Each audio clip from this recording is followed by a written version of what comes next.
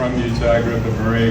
I spent 20 years in the restaurant industry and then 17 years as, I call it a wine broker, but it's industry representative.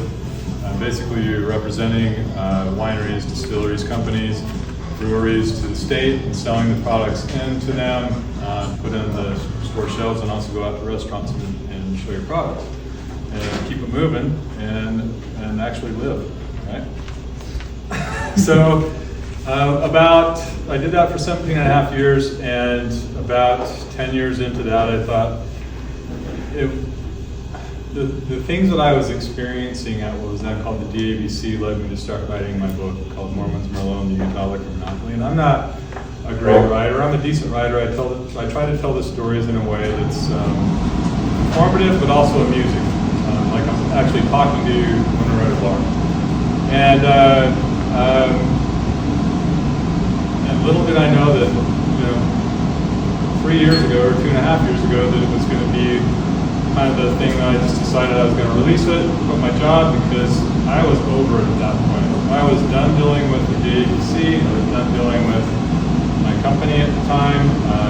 We had gone from a 5% market share, meaning I had 5% of the wines on the state when you walk into the biggest store, to 30% just in my division, and our other division had 25%. And it just got to be so mind-boggling, I decided to quit. So anyway, I did it, and I just, a lot of people like it, a lot of people don't. The Mormon Church doesn't like it very much for a specific reason. I created a pen name, and off to the races. So, and then I created a website as well. And then after I quit, I waited about 6 months for it to sink in and to enjoy life a little bit. And then I thought, I wonder if I could write an initiative to actually change the liquor laws, because I know a lot about it, and I might as well try. I know a lot of people are passionate about it. I know a lot of people that own restaurants and bars are very passionate about it, because they get charged a retail price like the same as you when they go into when you get the pipe from the liquor store, which I think is completely unfair and probably one of the most egregious business sins that the Republican Party could do for a business, and that's something they espouse.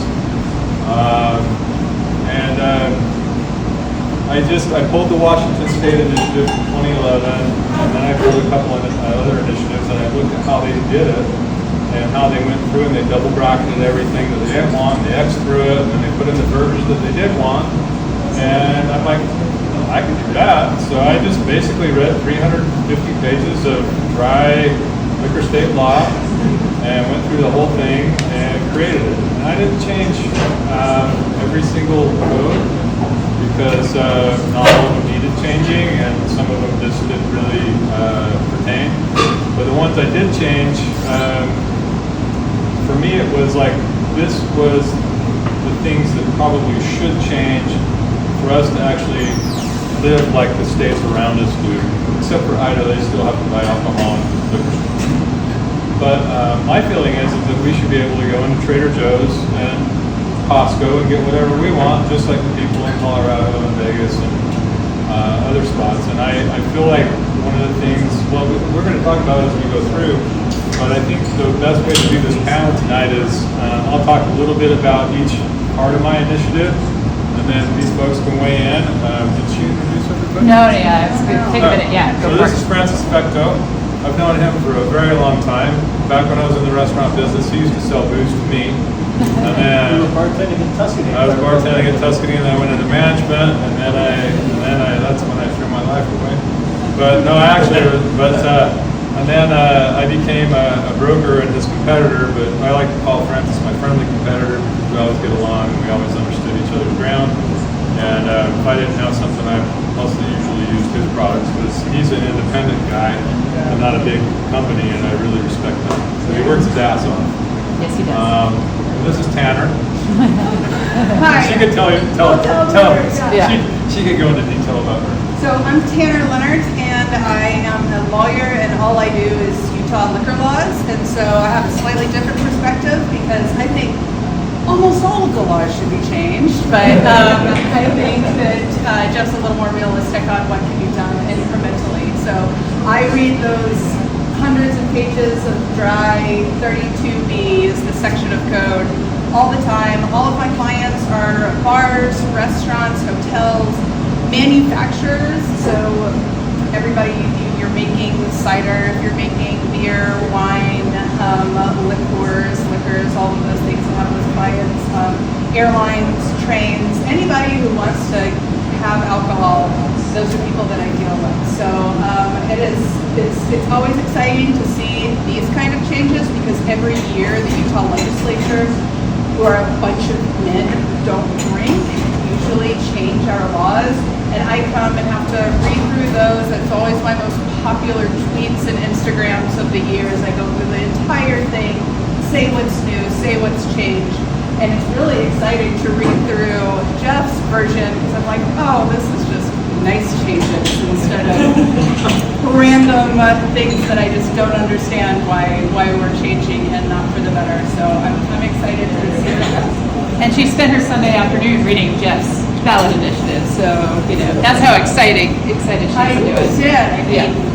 Oh, but you got highlighters and notes, so this is going to be great. And of course, Russell Rayner. So I'll let you introduce Russell. So Russell used to be one of my top sales reps working for me at Southern Lighters Wine and Spirits. And then he left a little bit before I did to go work for Constellation, a different company. It was just too enticing and I don't blame him. But then Constellation went and got under the umbrella of my old company. So he decided that wasn't cool and he decided to leave and he's pursuing other interests right now and filled in a little bit down here over the last year or so.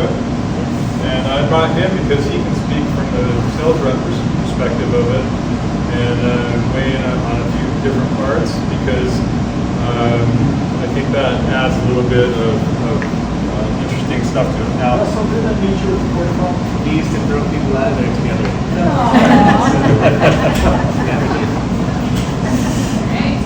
So, my initiative is called the Citizens Initiative to amend and modify Title 32B Alcoholic Beverage Control Act. And I had presented this to the Silicon Slopes PAC 2 years ago, but I did it a little too late in the year. I realized that I probably wasn't going to have enough time to do it. And then they sent me a message back and they said, yeah, we called the ABS, or the ABC, because they haven't changed that, and they said, we don't think that's going to happen. I said, of course they're not. They're going to say that because they want to keep their jobs, right? So they said that they were just going to continue on the road with funding lobbyists to make these changes. And I said, I get where you're going from, but I don't think that's going to get anywhere for a while. So I hope you'll pay attention over the next few years as I work on it. And I don't know if anybody's taken a look at it at all, but I can read you the first paragraph. It says, this initiative petition of the people seeks to amend, repeal, and enact specific sections, subsections, and chapters within Utah Code 32B. The focus point of these changes is shifting government-run retail liquor sales to wholesale distribution and private retail sales, thus transforming the Utah Department of Alcoholic Beverage Services to a wholesale entity. In addition, industry representatives, these folks, will be granted certain duties that within federal law allow them to operate in similar fashion to their counterparts in other states with the wholesale system. So to address that little last part right there, sales reps cannot taste products with licensees. It's against the law. So they have to go in and hand them a sheet of paper and say, hey, buy this, taste this sheet of paper is really good. And it just doesn't work. It's kind of a great store. Yeah. So when you go to an open state, you run into, I've walked with sales reps in an open state where they're hauling around a suitcase full of samples and tasting people. And I was very passionate about the side of the business. So if these guys want to weigh in and you can tell a story, you can talk about it. Well, just because it's patently illegal for us to do it, I mean, we spent years looking over our shoulder, but now the DABC doesn't really pay much attention to what brokers do anymore. I mean, most of them have mailboxes in Wyoming and blatantly bootleg samples over the border and, risk losing licenses and things like that. Just because the state says it's illegal, if they decide to, put the hammer down and get after us again like they used to, they could quite easily. So, I still am looking over my shoulder constantly, when I think the phrasing I got from the DBC was, you're not sampling, you're taking people you like out to lunch and having wines you enjoy. they actually just sort of stopped enforcing it, but they could, decide to clamp down on it at any given time, soon enough, and it costs a small fortune to sort of keep up with it, to be honest with you. It's not a particularly easy or facile way to do business, but it is what it is, and when you've been at it as long as we have, you learn to work with the system you have, not the system you don't. I would like to comment, technically, if you're an individual and you're not being a industry rep and you're not being a retailer, you can bring back up to 9 liters of alcohol into the state. Perfectly fine. Yeah, it's new, so you're okay with that. But you don't need to. You can just buy all your cider here. So that's it. Oh, and if they decide to bust us after all, I mean, it's a felony for a broker to do that. Just FYI. And they do pivot Federal on what they're late going to. charge. They do pivot on what they're going to randomly enforce and not. So. Yeah. I think Russell can speak to it, like, it's one of the rules that hardly anybody obeys. Yeah. I mean, I have had more wine in mop closets with fires than I've ever want to have. Because you have to be careful because at the time our company we all had our own individual licenses, and then by the time I left we were all under one license. So whether or not I'm careful, if my coworker's not careful and they get in trouble, then none of us have a license. It's part of a greater pattern with the DABC, this sort of arbitrary enforcement of what they feel like enforcing at any given time they want to do it. It's never even-handed, it's never uniform, right, and it's never consistent. Well, and it's whatever compliance officer you get, it's up to them to interpret what the legislature writes, because the legislature is it's an entity that has no proficiency in the business that they are overseeing and writing laws about. So, I mean, the first time I was 23, I was a general manager of a bar, and I read the whole DABC book they give you, and it was like, what, did somebody just show them Roadhouse, and they were like, holy shit, is that what happens in bars? Like, we have to stop that now. I mean, it's that would explain a lot. The things that they're so concerned about are things that never even happen. And I liken it to what the fiscal policy of your company was if it was written by like the janitors. You're gonna have way too many cleaning products. It's not that the janitors aren't smart or not good. It's that they're not accountants. Accountants aren't janitors. And so really there are things in Utah that you can get away with that no other state would ever let you do. And there's a bunch of things that you end up having to just guess at because it's not very clear. If I called when I was on the service side or in the restaurant and bar industry, if I got an answer I didn't like, I just called a different compliance officer and got that answer. I will say that things have changed quite a bit, a little bit. I'm not a apologist for the DABS. I've been there fighting with them a lot. And I actually told this story before, but I got yelled at recently, and I just stared at it. And then I walked out with what I wanted, and it was good, but it's never a good feeling. I will say that they are getting more aligned on the whole compliance officer thing, partly because they're moved into the 21st century, about 23 years late, and it's all online They're there now, now. so everybody's seeing communications more at the same time. But I will agree that if some people do things and it's okay, it's because they don't get caught. That's Right. something that I get a lot of my clients coming and saying, well, we want to do this because we went into this bar and we saw him doing it. It's like, that does not mean you can do it too. It's just that they haven't gotten caught yet, or they're not aware of it, or hey, you went and promoted something on social media and they kept it quiet. So yeah, there is a lot of inconsistency in enforcement. I think there is getting to be a little bit more consistency with the verbiage that's coming out of them. But yeah, I mean, like what you guys deal with is just it's pretty crazy.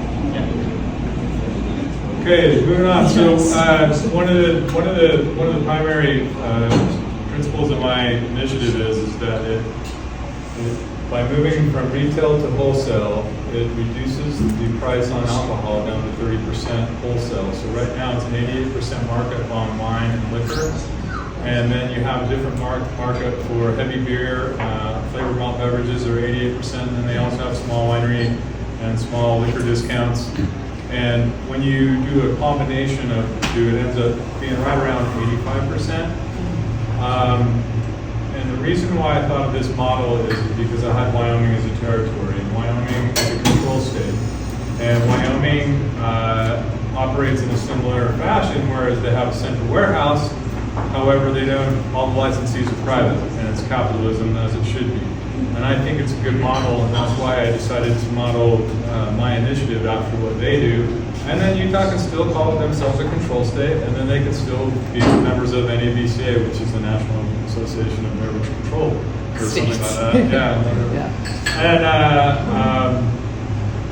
the reason why I didn't, you know, and I had this question posed to me before, well, why don't you have distributors come in, like Southern Wine and Spirits and all these other places like you do in Vegas, and then do it that way? It's a much better model. And the reason why is because in Washington, they screwed it up a little bit.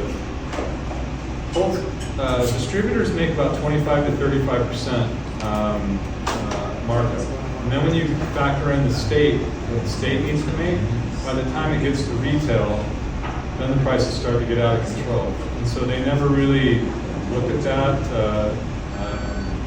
thinking what it would do to the retail pricing, and it's still driving people into Oregon and into Idaho and into Canada to buy their products. So I think they've tackled that a little bit more over the last 4 or 5 years, but by just keeping the state as a wholesaler, you have them charge 30%, we're able to bring down their inventory to a manageable level, because right now it seems like they can't keep up with supply and demand on certain products, because you can go into a state store and find out of stocks all the time. And that's because you get a hot product and all the restaurants want it. But that means that instead of carrying 150 Cabernets, they can carry 50 or 60, and they have a price range between $10 and $50. And my idea is to have, they're going to sell off all the state liquor stores to people that are private citizens or businesses or whatever who wants to buy them. And then they keep eight stores as warehouses. There's already 2 warehouse stores. There's one in Salt Lake City, there's one in Park City. My initiative calls for one to be in Logan, one to be in St. George, one to be in Provo, one to be in Ogden, one to be in Vernal, and one in Moab. To serve those regions, and they're keeping a baseline of products that are continuously moving. And the efficiency for the DABS is that they can carry fewer products, and they don't have to bring everything through a central warehouse and then ship it out to those warehouses. They could order truckloads and have it sent directly to those warehouses and save money on all the truckers and the gas and all this other stuff and the emissions that it's throwing out. And it's a better way to fill those warehouses up for the licensees in those areas. After I created that, I thought, well, I've got to figure out a license for people to buy the liquor stores. I got to figure out a license for people that want to direct ship, because they have that in Wyoming. And I thought what we'd do is probably this part of it, I'm probably going to speak to the most of it. But because of the funding and financial elements of it, there's certain percentages that go to school lunch program, there's certain percentage that goes to underage drinking program, and there's certain percentage that goes to public safety. And what I did was I did not want to take any money away from those, so I increased those percentages a small amount, depending on what the 30% was over the current cost of liquor. And it's going to increase those programs by about $1 million, which I don't think anybody has a problem with. I really don't care how much money I pay that goes to school lunch, as long as they eat lunch. So where's the extra revenue coming from? That extra revenue is just taxes. So when you reduce the revenue from 88% to 30%, and you keep the same percentages that they have in place to fund those programs, it would certainly take away from those programs. See, I thought you were going to tax ice cream and sugar. It should be ice cream and sugar. You have a revolt on your hands. But anyway, I knew that if I did that, then I would be attacked for trying to delegitimize those programs, and I didn't want anything to do with that. So I increased those, and I figured, well, I'm okay with more money goes to underage drinking and public safety and those programs. So I just upped it a small bit, just to make sure that the bases were covered, and it still gives enough money to the state. I I just have a really quick question. Yeah. Because I saw that article a couple days ago about Yep. this initiative, and it said it was like the state claimed it would lose $100 million from like. Okay, I'm going to talk about that. Is that accurate? Is it in your opinion? Or? It's not accurate because they don't take into account the unknown, and they can't because it's an unknown. And so basically by moving from 88% to 30%, it frees up $164 million that flows back to the restaurants, the bars, privately owned liquor stores, and what are called package agencies. Does anybody know what a package agency is? So for those of you who don't know, package agencies are little stores in rural areas that are often in gas stations or in convenience stores or drugstores, and it's too costly to put a, say, liquor store there, so they ask the person that owns the store to bring it in. They have an agreement. The guy or the lady decides that they're going to bring the liquor in, the liquor and wine, and they're going to sell it, and they're going to give the money back to the state for a very small fee. So they don't really make any money off of that. I think that they made $3.365 million was sent out to the package agencies, and there's 146 of them. So when you think about a pittance of what that gap is between retail and wholesale, and they're actually only getting a small fraction of that, what my initiative does is it actually makes those accounts be able to make money. And they'll be, since you're having let's say you have a convenience store in Delta, Utah that has a package agency, and all of a sudden they get this influx of money, well, they're going to be able to pay for better employees, they're going to be able to revamp their store, maybe pay insurance, who knows, but it brings more money to that town. And so I think that that was a very important part of my initiative because it allows Costco's to come in and get a package agency license. It allows Trader Joe's to come in and get a package agency license. And then there's everything in Utah is based on a quota, and every license is based on a quota. So a package agency quota is based on 1 for every 18,000 people. That right now, the current population is 181 package agencies. Right? That means, and we only have 146. I lowered it down to 16,000. So there'd be 205 package agencies, or roughly they're around. And that way, some grocery stores and some big box stores can actually get a package agency license. And I think that that's a reasonable thing to do. And then it allows Costco to bring in their products through the state through a direct shipping wholesaler, and I'll tell you all about that in a minute. And sell their products at a 30% markup, and you can go in and buy Kirkland products. And not every grocery store, not every big box store is going to be able to qualify for a license. And it's based on proximity. So if you're too close to a public park or a school or a hospital, you're not probably going to get a package agency license. They also got the Liquor Commission has to take into account the other licenses that are in the area. So if you have, like, I don't know if you're familiar with the Smiths downtown or in the avenues, they have a liquor store downstairs.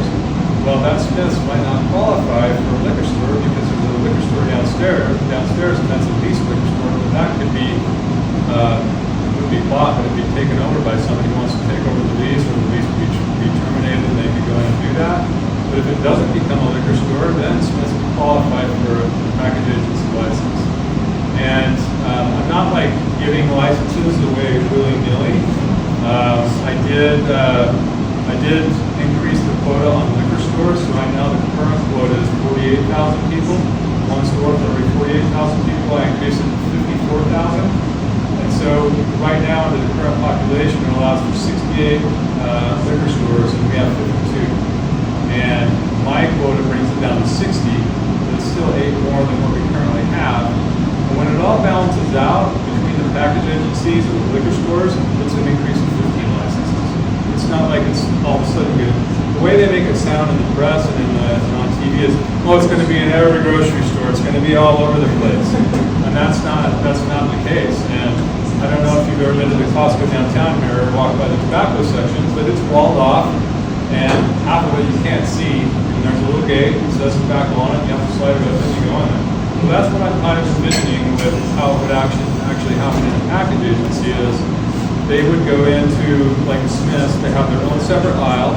It's based on a percentage of how big the store is. It has to be manned or woman by a certain amount of people depending on how big the store is. And people under 21 can't go in there unless they're accompanied by their parent or their guardian. So So I've done it in a way that I think is approachable to people who don't drink alcohol and it doesn't inhibit on their rights.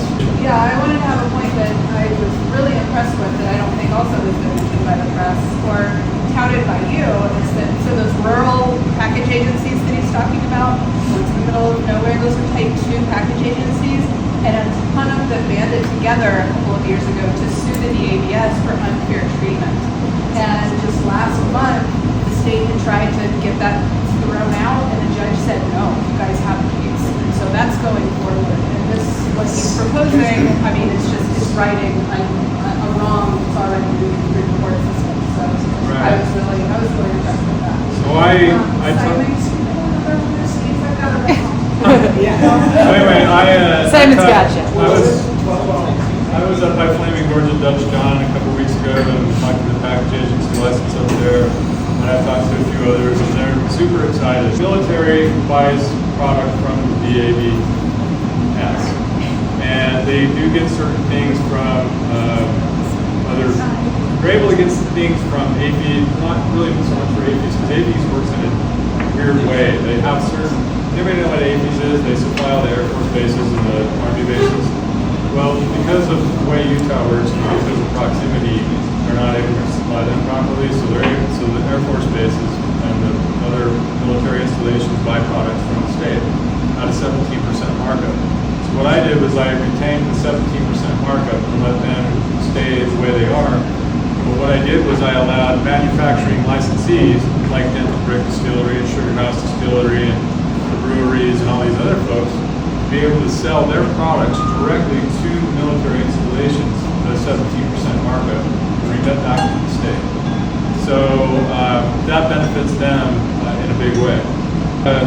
All of the heavy beer and flavored malt beverages out of the DABS moved into the beer wholesalers. Because really at the end of the day, they're the ones that should be handling it. Most of that product that is moved through them comes from them, unless they're a local brewery.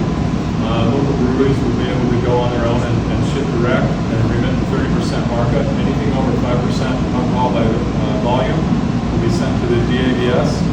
And the manufacturing licensees will be able to do the same thing. They'll also be, manufacturing licensees will also be able to sell direct to, she wants to buy stuff from Sugar House without going through the state. So there's a lot of facets to my initiative. So if you go to the very back of the initiative, you can go to vote.utah.gov and look at the initiative. It's under vote, referenda, initiative and referenda. You'll see it there. You can open it up. It's a PDF. Go to the very back chapter. It's chapter 22, and it talks about what's going to happen with the liquor stores. And I've set up a whole timeline and a whole process where for licensing and selling off the liquor stores at auction and terminating leases and transferring those leases. And I've made it so that if this does happen, it'll be July 1st, 2025. The reason for that date is that's the end of the fiscal year for the DABS, and it makes sense to shift everything at that time, right after the vote the previous November. So anyway, if you decide you want to own a liquor store, you can go down to wherever they hold the auction at, and you can get yourself in there to buy a liquor store. People that buy the liquor stores will be able to pay a higher wage to the people that work in the liquor stores, and it will be a livable wage, and where they don't have to have 2 or 3 jobs. They'll do better at manning and running the liquor store, and they have certain hours. I've set it so that they can be open between the hours of 11 a.m. to 10 a.m. or 10 p.m. at their discretion. And if they want to be closed at 8, that's at their discretion. And I did the same thing for package agencies because I feel like in certain areas, some places probably want to close at certain hours. That's fine. And I don't see any reason for that. The reason why they closed certain stores at 7 p.m. is years ago they just had a hard time putting labor in there to keep people on. And then had a labor cost problem. And the way they were adjusting and getting people to work overtime. So what does management do? They cut hours and they try to shift back and they change the hours. And so most of the liquor stores go from 11 to 7.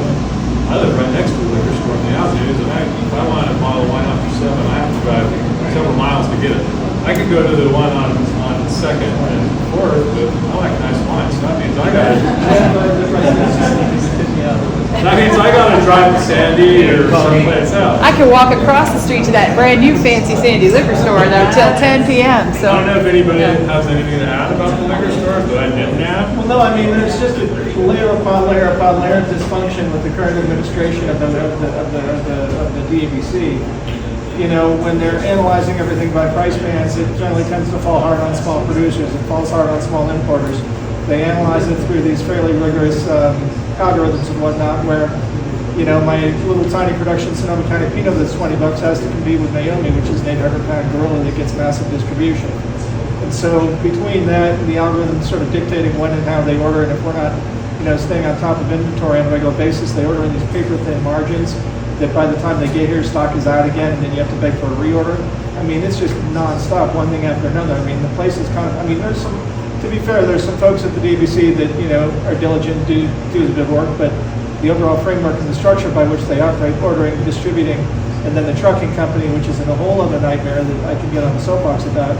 I mean, there's just a massive amount of dysfunction as an agency that needs rectification sooner than later. This is a much bigger effort to overhaul the system as it is, but, you know, in my humble opinion, something needs to be done to sort of clean up the listing process, clean up the ordering process, you know, create separate categories for small listed imported cool stuff, you know, pay preferential treatment to local producers especially, things like that. I mean, there's just a laundry list of shit with the DVC that needs a wrecking ball. Well, and I think Russell can speak to the part about when you're repping a product and you go out to a hotel and you're selling a product and then they can't get it. Right. You promise them this product, they're jacked up about it, and then what happens? Well, they go to order it from their store and it's not available. And then They change their wine list. right, you change your wine list. Yeah, it's a real mess. And then you print up a bunch of them and you get it all ready and then they can't buy it. I mean, back to what you were saying as far as like out of stocks and whatnot.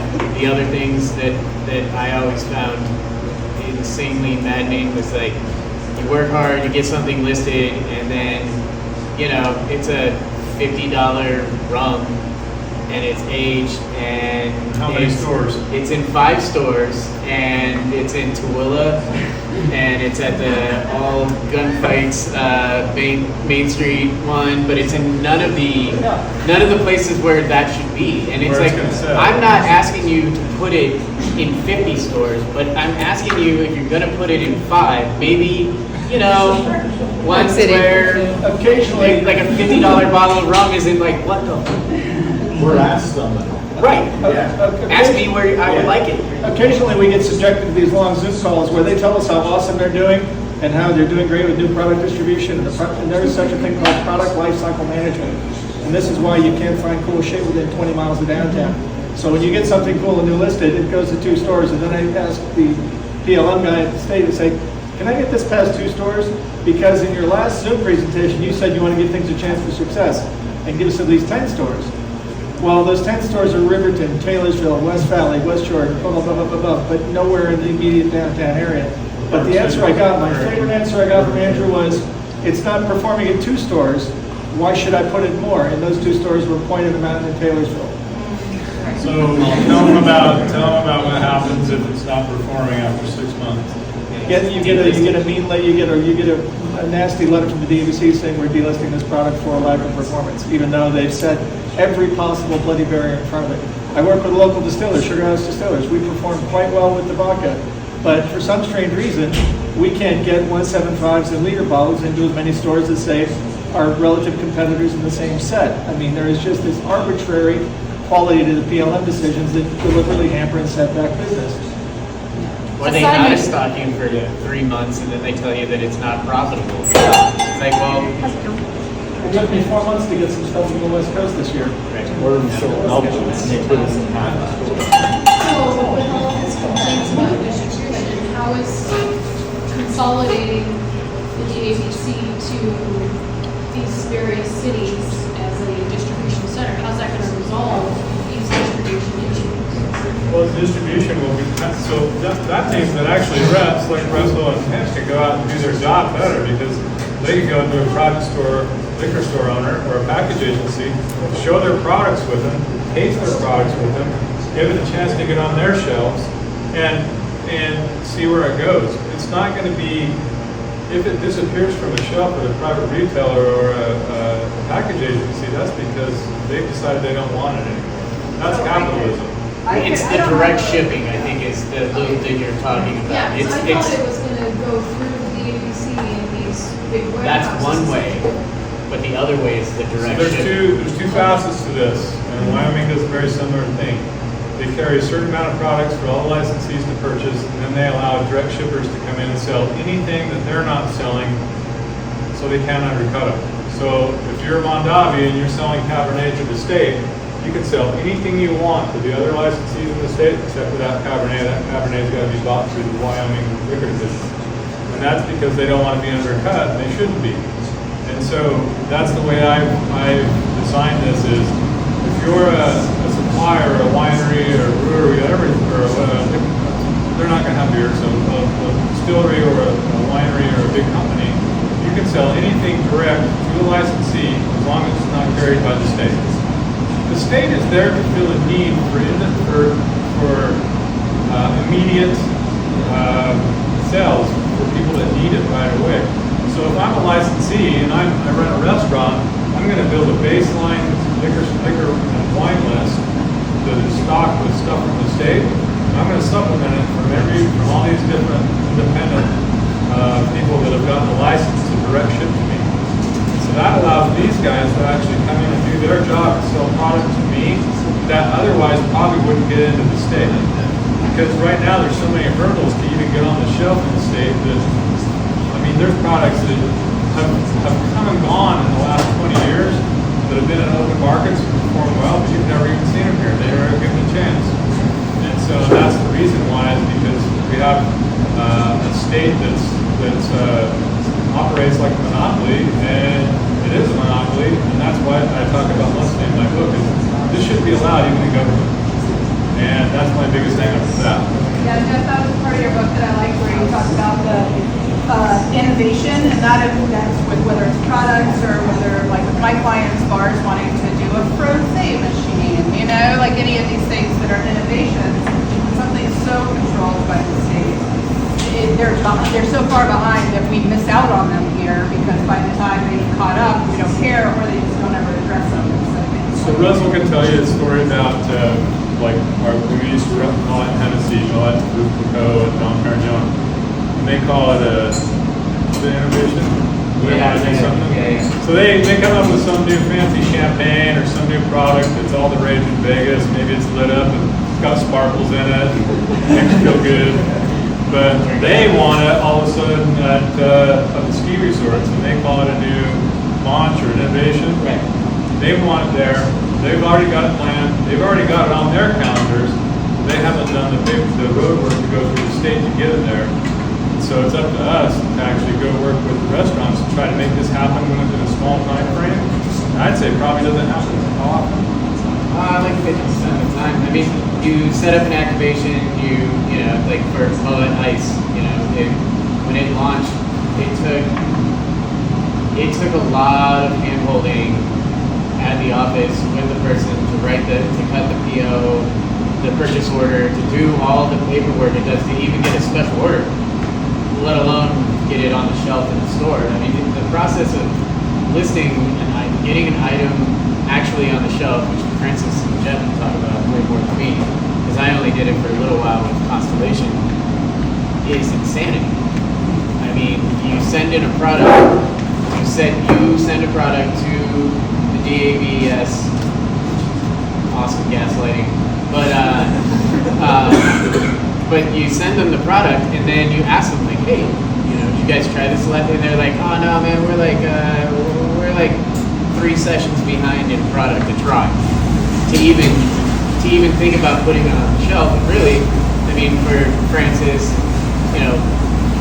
Jeff and I, we work for a company that got very small percentages of what we sold onto the shelf. But I mean, for Francis, it really is, you need it in the store to do the volume that you really need to make any money on it. Like, he gets it in 5 restaurants, so that really isn't going to do it. It needs to be on the shelf.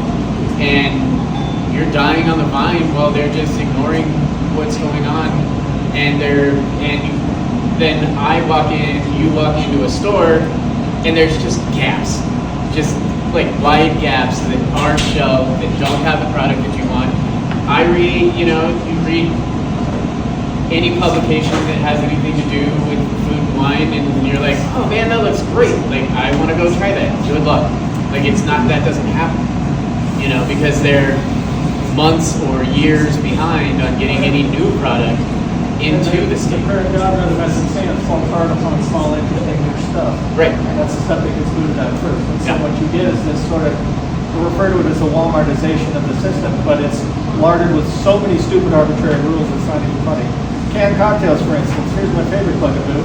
Licensees at restaurants cannot sell them to you. You can only buy them retail. Even though they're 10% alcohol, I can come in here and get cider well over that. I can go get a beer well over that, but for some strange reason, they seem to think that canned cocktails are evil and somehow they're going to poison children. I have no idea why this is, but it's one of many arbitrary, stupid rules that the ABC's got. I mean, there's two facets to work with here. What Jeff's suggesting is increased distribution, which I think is a wise idea. That's going to ease some of those stockouts because the state will have more centralized ordering points. But I would go as far as to suggest that there's some major overhaul on the back end on the purchasing and administration side, and then the transportation factor as well. So there's you got to look for a whole new proposition here. Well, if you think about it, hopefully they'll be able to manage 8 warehouses better than 52 stores. That's, in my opinion, I think that would be easier for them to do. And I think that's wonderful. But getting back to that whole activation thing, so if you have a major company like Bell, Tennessee, and all of a sudden they got this new flash of champagne that has sparklers coming out of it and all this other stuff, and they want to release it to coincide with President's Day weekend, they can have it pretty much there overnight. As long as they have a direct shipping license with the state, willing to pay the shipping fees, they can literally ship it overnight through the airport and send it up straight up to the ski resort, wherever it's going to be. Pay the fees, those fees go to the state, it's there, it's done. They don't have to do all this hand holding to do 2 months of let's do the purchase order, how's this going to work, like it's a much When is the docking appointment at the warehouse? When do the people at the warehouse? I had a wine dinner canceled, and I was standing there looking at my wine on a pallet, and the guy at the warehouse was like, "Yeah, we're not going to get to that until like next week." I mean, it really isn't. It is not an efficient system whatsoever. Okay, real quick, I want to talk to you about the fiscal analysis. I just had a quick question. I can wait to the end. Go ahead. So I have a really biased question here in the cider house. I think we got half of the Utah cideries in here tonight. I love that, when you ship wine directly to people, cider's classified as wine. Utah and on the federal level. So I love that we ship cider to people and get cider in the grocery stores. Can you just talk more about how your initiative, is direct, what the benefits for cider are specifically? Because cider can be done for a lot more loopholes and crazy. What's cider classified as wine? It says wine, yeah. Cider is classified as wine, so a cidery could actually ship direct to the wine club license because they qualify under. Which you're going to talk about. Right.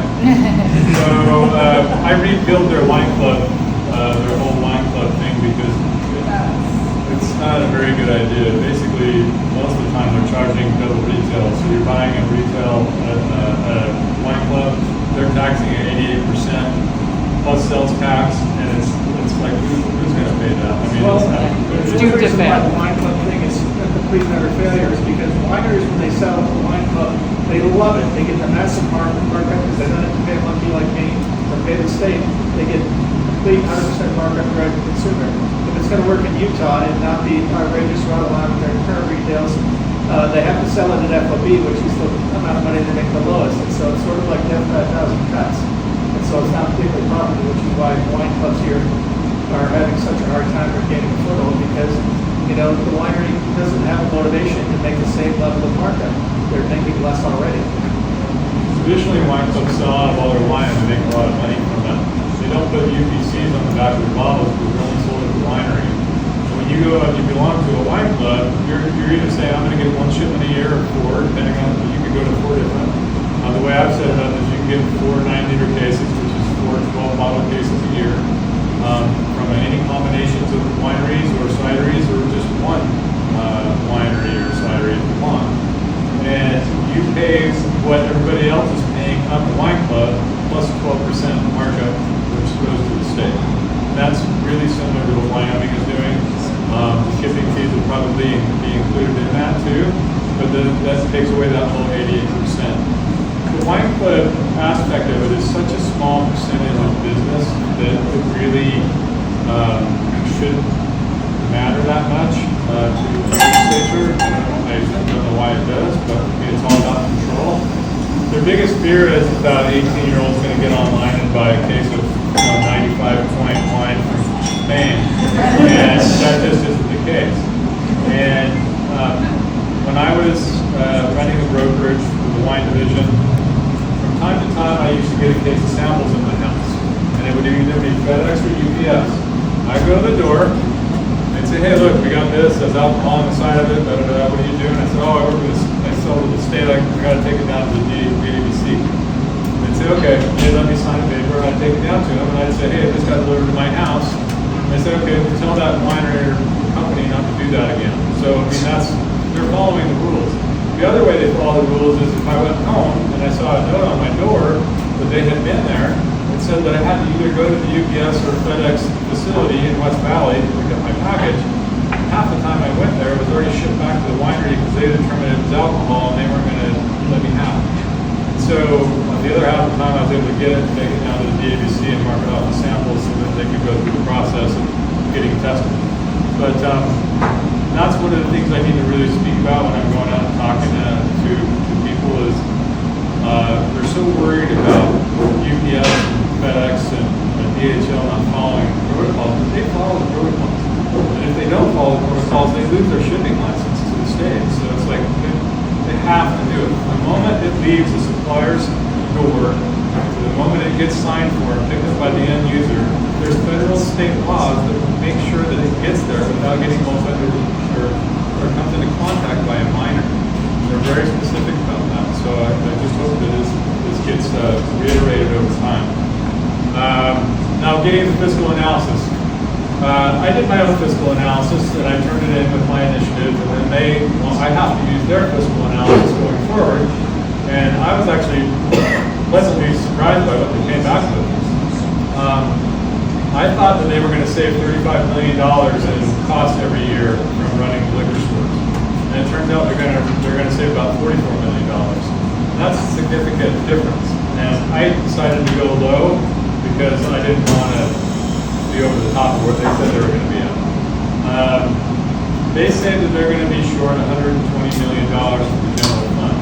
But what they don't take into account is the 30% remitted by direct shipping wholesalers and the 30% remitted by the beer wholesaler suppliers. What that does is it reduces the cost of liquor because they don't have to do anything. They're just getting money and checks coming into them, and it makes the profitability go higher. So 25% of the orders the first year come from those two entities I was talking about, direct shipping wholesalers and beer wholesaler suppliers. They make $75 million. If it goes up to 40%, which I believe it will, because of our international airport, our interstates, and the way we've got everything lined, and if we have the inland port, they can bring in containers, truckload containers full of product and send it. So I think it will go up to 40%, and that means that they'll make $124 million a year, which eclipses what they're saying they're going to be out. But they also say that they're going to have one little hit, $6 million in fees in the beginning from the general fund for all this, and then they're saying they might come up short $6 million from selling all the assets off to private people, but really that's an unknown. So I feel very comfortable with what I have come up with. It's just selling it to the people and letting them know that the state's not going to lose $120 million, and your property taxes aren't going to go up. So they're going to put fear in everybody, saying that that's the case, and that's why your taxes are so low. But that's really not the case. They're going to make money. They're going to make a lot of money. And I know this because I was in the business. I know Francis will have people direct shipping stuff here like crazy, and I just don't see that as an argument for them. So that's something that I have to overcome.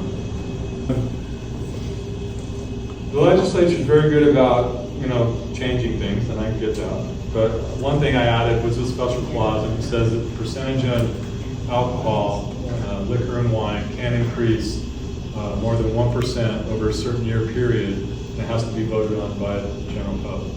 They'll probably change that, but I put it in there just because I wanted to know that and I capped it at 35% until the year 2060. So I've really thought through this whole process.